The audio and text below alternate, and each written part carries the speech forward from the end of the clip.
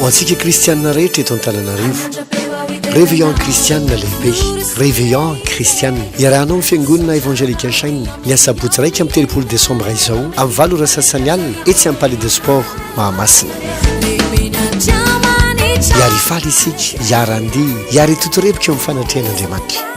Hiavaka noho ny réveillon rehetra ty anankiray ty satria hivavaka ho anareo rehetra zahay hanome anao ny tenin'ny tompo sy ny faminaniana ny amin'ny taona izay ho avy, hanositra anao mba handraisanao hery hiatrehanao ny taona vaovao hahatonga ny taonanao tena afinaritra ary hiavaka. Isy fisarina izay azahoanao fanomezana toy ny CD, boky, réfrigérateur, télévision, salon sy ny maro hafa tsy voatanisa. Isantatra ny taona vaovao amin'ny fifaliana sy ny fitahiana ianao. Koa na iza ianao kristianina na olon-tsotra, ity ny réveillon tsara indrindra ho anao. Tongava retsy amin'ny palais de sport Mahamasina ny asabotsy raika amin'ny telopolo desambra ho avy izao. Ny fotoana dia manomboka amin'ny valo ora sasany alina. Tongava maro fa tsy misy ny vidim-pidirana. Dia faly miarabantsika rehetra ny tenako Bishop Patrick Andrianarivo avy amin'ny fiangonana évangélika chaine ao anatin'izao fandarana izao. Mirary soantsika tsirairay avy tamin'ny krismasy efa nanomboka zany ny lalovantsika teo ary hiditra amin'ny farany taona indray tsika izao hamarina nyity taona 2024 ity dia hiditra amin'ny taona 2024 indray. Manana fotoana lehibe dia lehibe tsika itsy amin'ny palais de sport amin'ny sabotsy izao, sabotsy 31 décembre manomboka amin'ny valo ora sasany alina. Réveillon kristianina izy io izay réveillon tena hiavaka satria natokana ho antsika kristianina rehetra na iza na avy aiza na avy aiza. Tsy misy vidim-pidirana ny réveillon antsika fa misokatra malalaka maimaim-poana ho an'ny rehetra izany. Kanefa na dia misokatra malalaka sady maimaim-poana aza hoe tsy midika izany hoe afaka tonga amin'izay ora tianao hatongavana ianao sy amin'izay mety sy amin'izao rangamba makany kely na amin'izao fa nisy invitation no zaraina dia ho an'ny mitosana fa zay tsy mahalala an'izany zavatra zany. La invitation moa dia nizaraina tao am-piangonana sy tamin'izay olona mety nahafantatra. Fa atreto dia tena efa be ny olona nandray ny invitation ary milaza fa ho avy. Mety hiteny angamba ianao dia raha tsy manana invitation ve zany dia tsy mahazo manatrika le fotoana. Afaka manatrika le fotoana foana ianao fa tsara kokoa raha manana. Raha sendra tsy manana nefa ianao tsy manino zany fa afaka tonga ianao manatrika ny fotoanantsika itsy amin'ny palais de sport Mahamasina fa afinaritra ny fotoanantsika manomboka amin'ny valo ora sasany alina. Ny amporisihana ianao dia ho tonga aloha mba ahafahanao mahazo toerana tsara araka izay heverinao ho mety aminao amin'ny fotoana io izany. Ny anankiray tiako ampahafantarina ihany koa dia misy fiaraha-misakafo amin'ny fotoana io. Ilay fiaraha-misakafo dia misy fandraisana anjara eo amin'ny 15 000 ariary dia misy ny 25 000 ariary ary misy ny 50 000 ariary amin'ny fotoana io izay mety aminao. Efa maro ihany ny billet izay efa natota ary efa misy ny voafetra dia voafetra nefa nisan'ny tapakila amidiny amin'ny fiaraha-misakafo io. Ka manasanao zay raha ohatra ka maniry vidinao dia afaka tonga eny amin'ny birao amin'ny fiangonana chaine. Raha tsy hitanao no misy dia afaka miantso ny telefona izay hitanao amin'ny fahitalavitra io ianao hoe aiza misy ny birao mba ahafahany mividy an'ilay tapakila izay isakafoanana amin'ny fotoana io. Afaka tonga koa ianao eny amin'ny palais de sport eny no mividy an'ilay tapakila izany fa tiako milaza fa voafetra ihany nefa ilay izy amin'ny fotoana io. Izy teo ao anatin'ny palais de sport nefa misy ny toerana ahafahana misakafo efa nalamina araka ny tokony ho izy ilay izy ary natao tena mahafinaritra dia mahafinaritra mba ahatonga ny fetitsika tena afinaritra amin'ny fotoana io. Afaka mitaona ny namana sy ny havana ianao na iza tongava amin'ny fotoanantsika amin'ny réveillon izao itsy amin'ny palais de sport fa afinaritra dia afinaritra ny fotoanantsika. Ny fotoana dia tsy farana raha tsy amin'ny 10 ora maraina izany hoe efa maraina mihitsy ny andro. Ao anatin'ny fotoana ihany koa dia hihaino tenin'Andriamanitra isika faminanilany amin'ity taona ho avy 2024 ity hoe inona ny sitrapon'Andriamanitra, inona ny tenin'Andriamanitra ho antsika, inona mety zavatra mety hitranga amin'iny taona ho avy iny araka izay tenen'ny tompo dia manasanao izay ho avy. Isy fiderahana, fandihizana, fifaliana, zavatra be dia be no ataontsika izay iarahantsika amin'ny faly sady isatarantsika amin'ny taona vaovao miaraka amin'ny fitahin'Andriamanitra sy ny herin'Andriamanitra izany. Hivavaka ho anareo izay andraisanao ny herin'Andriamanitra hiatrehanao ny taona vaovao izany. Izay no mikasika an'izay filazana izay fa dia matoky fa ho avy isika rehetra ho avy marobe ifampitaona oetsy amin'ny palais de sport Mahamasina miasabotsy 31 décembre izao amin'ny valo ora sasany alina. Ny anankiray faharoa dia te-haka sitraka manokana eto ny fahitalavitra izay mandray ny émission ny fiangonana évangélika chaine izany. misaotra manokana ny tane général ny fahitalavitra ny tenako misolo tena ny fiangonana chaîne ray manontolo erina Madagasikara satria ny ampitan-dranomasina izay misy ny fiangonana chaîne na any France izany misy ny any Paris ny any Toulouse ny any La Réunion ny any Allemagne ny any Suisse ny any Afrika Atsimo ny fiangonana chaîne rehetra maneran-tany dia mampitondra ny fisaorana ny amin'ny fiaraha-miasa izay feno fitiavana sy feno fifanajana feno fifanampiana ao anatin'izy ary tena misaotra betsaka manokana ny tompona andraikitra voalohany amin'ny fahitalavitra ny tenako amin'ny fiaraha-miasa izay natolotra reo hatramin'izay taona maro ny rahantsika izay ka hatreto misaotra ihany koa ireo mpiara-miasa rehetra amin'ny fahitalavitra izay mikirakira sy ireo tompona andraikitry satsokajiny izay mamela ny fiangonana chaîne hiara-iasa aminareo maniritra hitohatra ny fiarahantsika miasa ary dia manome fankasitrahana feno anareo sy ny mpiara-miasa rehetra izahay ny tenako Bishop Patrick mivady sy ny fiangonana chaîne ray manontolo maneho fankasitrahana misaotra ihany koa indrindrindrindra isika mpanaraka ny fandaharana rehetra satria raha tsisy manaraka moa ny fandaharana inona moa no antony eo antsika eto amin'ny fahitalavitra fa dia noho ianareo sy ny fandriana ifandray aminareo hatrany ary ty fahitalavitra iny ifaneraseratsika eto misaotra mitona ny olona anaraka ny fandaharantsika misaotra mitoy manaraka foana ny fandaharantsika sy manasa ireo namana hitoy anaraka ny fandaharantsika dia mirary farany taona sambatra sy mahafinaritra izay fety herendoza ary feno fifaliana eo ambany fety hain'Andriamanitra feno fahasalamana sy feno faharavoravoana tanteraka fa dia mirary soa indrindra andeha amintsika anaraka fampianarana foya amin'ity anio ty ity volana Desambra ity moa raha araka ny ndetako hoe fombantsika kolosaintsika atao anatin'ny fiangonana isaky ny Desambra isika tiray volany fankasitrahana ary mila mianatra isika mifankasitraka rehefa mifarany taona tahaka an'izao Baiboly dia mampianatra antsika mba tsy hanadino ny soa izay natao tamintsika mila manokana fotoana ianao hisaoranao manokana ny ray aman-dreninao ny mpampiasanao ny olona hoentinao na ny olona ampiasainao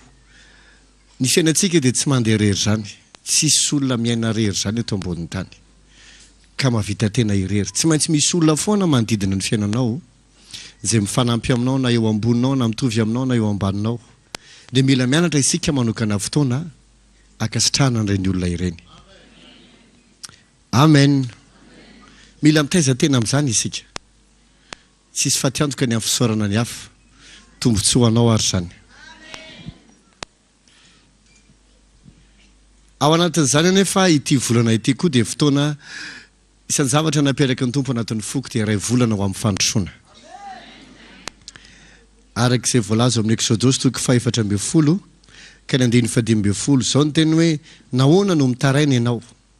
lazao amin'ny zanak'Israely mba handroso midika zany fa ity volana ity koa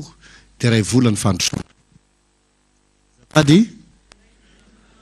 ray volany fandrosoana ka anio tsika dia resaka ny aminy hoe ataovy izay handrosonao ataovy izay handrosonao Joda 1:2-9 Joda dia boky melohan'ny apokalipsy toko anankiray ihany izy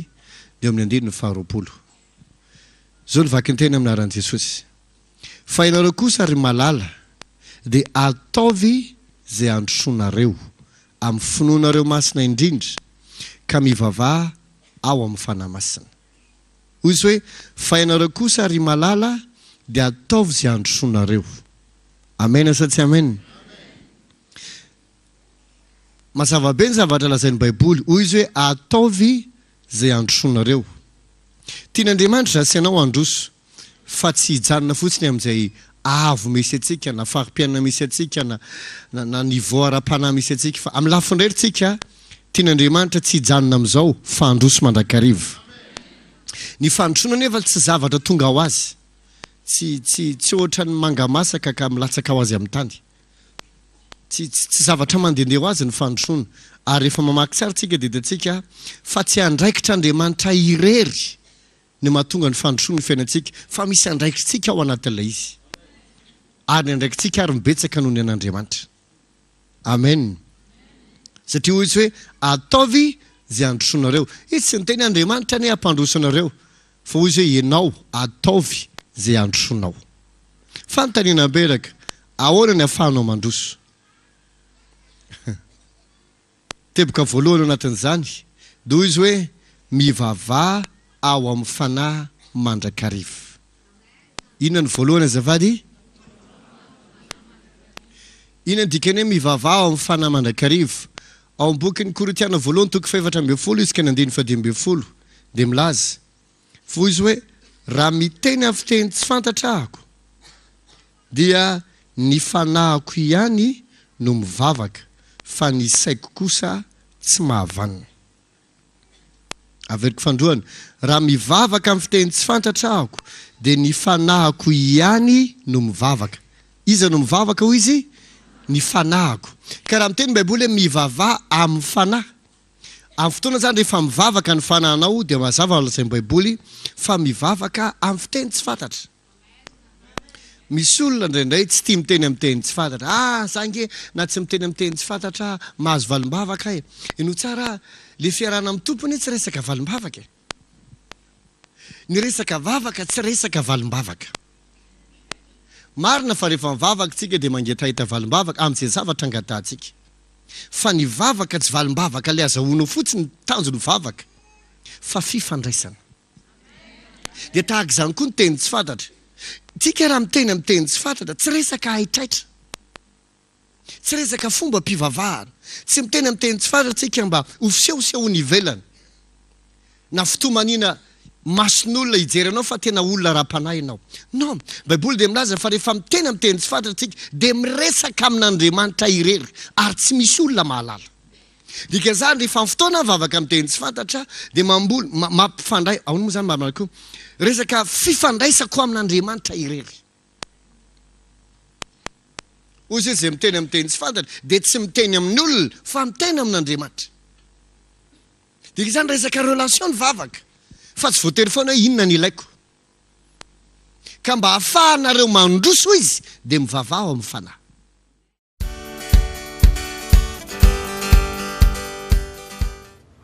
inoko fanasoanao ny ten'Andriamanitra fotsiny rahantsika teo ary matoky fantondra ero anao eto mpamaranina dia te anasantsika hatrany etsy amin'ny palais de sport Mahamasina amin'ny asabotsy ho avy izao 31 décembre manomboka amin'ny 7 ora sasany alina ny vavahady dia isokatra manomboka amin'ny 4 ora sasana amin'ny 5 eo no isokafa ny varavarana izany avy any ambony avokoa ny miditra rehetrarehetra amin'ny fotoana io tsisy miditra avaty amin'ny le avaty amin'ny Gérbord zany tsy misy miditra fa ny tomobile ihany miditra eo fa tonga dia any ambony le aty amin'ny bazar du quartier io ny intisteo no misokatra ny varavarana sy ny filaharana dia afaka miditra avy any isika rehetra izany tsy misy vidibidirana ny réveillon antsika maimaim-poana amin'io dia isy fiderana vavaka fizarana tenin'Andriamanitra faminaniana fanosorana isy ihany koa amin'ny fotoana io fiaraha-misakafo amin'ny vidiny mirary 15 000 ariary 25 000 ariary ary 50 000 ariary no vidin'ny tapakila isakafoanantsika izany izay voafetra dia voafetra ihany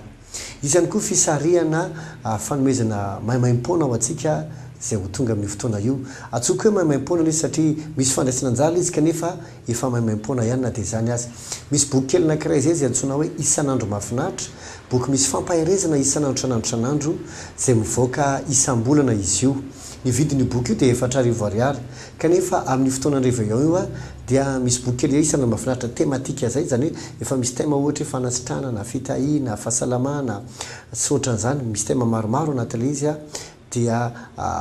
natao atsika rehetrarehetra izany dia tsy namidy 4,000 fa 2,000 fotsiny ihany dia ny anton'ile hoe 2,000 iny dika zay zany efa omenanao fanomezana le izy tena amidy mora be aminao io tsy vidim-pidirana akory fa vidinao fotsiny le izy rehefa ao dia sarihana le numéro iny zany hoe misy fisarihana zany dia zay rehetra voasarika eo zany dia mahazo fanomezana be dia be misy ny t-shirt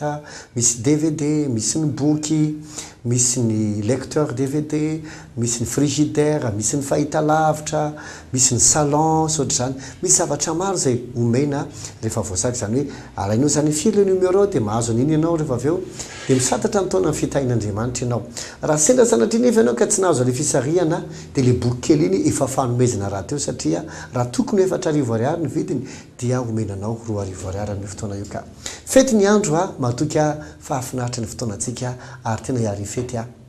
isika rehetra. Zay ngamba ny fandaharantsika fa dia afaka miantso amin'ny telefona zay hitanao fahitalavitra ianao raha misy fanontaniana na zavatra manidikidiky anao tianao ifampiresahana na vavaka tianao angatahana fa vonandray anao ampanajana sy ampitiavana izay. Fa dia mametraka velomany tenako manaraka indray tsy hoe ela dia iontsika eny Palais de Sport dia ny fandaharantsika manaraka indray dia misy ny fandaharana eto amin'ity fahitalavitra misy ny fandaharana fahitalavitra anankiray hafa indray dia miaraka eto foana isika mamarina ny taona dia avy eo isantatra ny taona vaovao. Fa dia manao velomanao ny tenako Bishop Patrick Andrianarivo avy amin'ny fiangonana Jeanne tomboa fahasoavana veloma tompoko.